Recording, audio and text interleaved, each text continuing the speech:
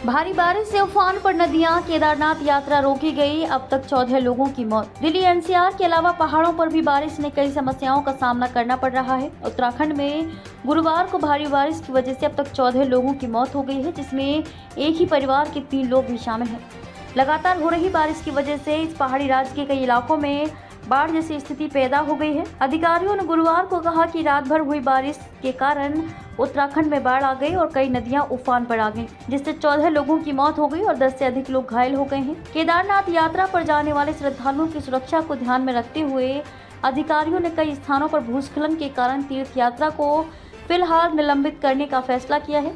अधिकारियों ने कहा कि घोड़ा पड़ाव, बड़े लिंचोली और भीमबली में पत्थरों के कारण ट्रैक मार्ग अवरुद्ध है। यहां राज्य आपातकालीन परिचालन केंद्र से मिली जानकारी के अनुसार नैनीताल के हल्द्वानी में एक बच्चा बाढ़ वाले नाले में बह गया। इसमें कहा गया कि उसकी तलाश की जा रही है। बुधवार रात भारी बारिश के कारण गौरीकुंड केदारनाथ ट्रैक मार्ग पर भीमबली में सड़क का एक हिस्सा बह गया और पहाड़ी से बड़े बड़े पत्थर आकर सड़क पर अवरुद्ध हो गए। पुलिस के अनुसार अब तक लिंचोली और भीमबली से 425 तीर्थयात्रियों को हेलीकॉप्टरों से सुरक्षित लाया गया है, जबकि 1100 तीर्थयात्री बचाव टीमों की मदद से विभिन्न स्थानों से पैदल चलकर सोनप्रयाग पहुंचे हैं। अधिकारियों ने कहा कि बुधवार शाम से बारिश से संबंधित घटनाओं में 14 लोगों की मौत हो गई है। देहरादून में 4, हरिद्वार में 6, टिहरी में 3 और चमोली में 1। देहरादून के वरिष्ठ पुलिस अधीक्षक अजय सिंह ने कहा कि बुधवार रात रायपुर क्षेत्र में 2 लोग नहर में डूब गए। उन्होंने कहा कि शव बरामद कर लिए गए हैं। पीड़ितों की पहचान सुंदर सिंह और अर्जुन सिंह राणा के रूप में की गई है। देहरादून में एक अन्य घटना में गुरुवार को सहस्त्रधारा पार्किंग के पास एक नदी में स्नान करते समय 2 लोग बह गए। सूचना मिलने पर एसडीआरएफ की टीम मौके पर पहुंची, लेकिन तब तक स्थानीय लोगों ने एक शव बरामद कर लिया था।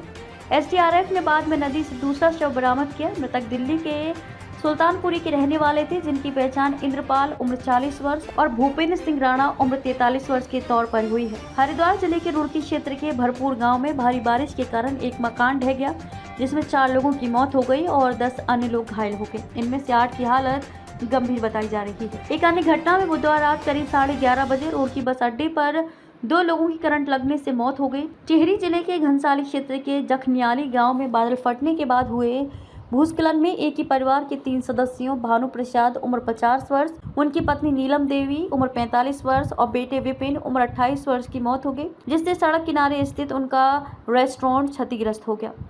टिहरी जिला आपदा प्रबंधन अधिकारी ब्रजेश भट्ट ने कहा कि विपिन को बचा लिया गया, लेकिन एम्स ले जाते समय उसकी मौत हो गई। चमोली जिले के गैरसैंण तहसील के कुनखेत गांव में बुधवार को एक मकान पर पहाड़ी से मलबा गिरने से एक महिला की मौत हो गई।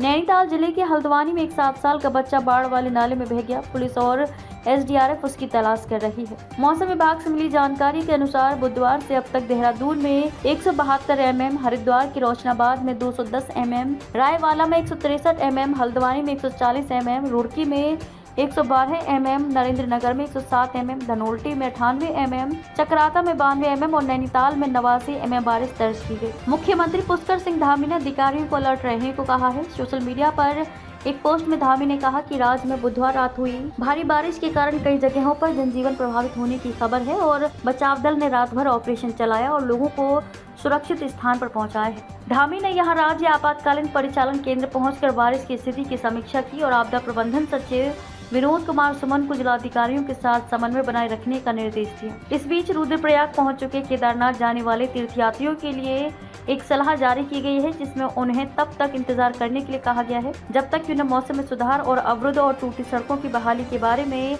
आधिकारिक तौर पर सूचित नहीं किया जाता है। रुद्रप्रयाग जिले में मंदाकिनी और अलकनंदा दोनों नदियां खतरे के निशान के करीब बह रही हैं।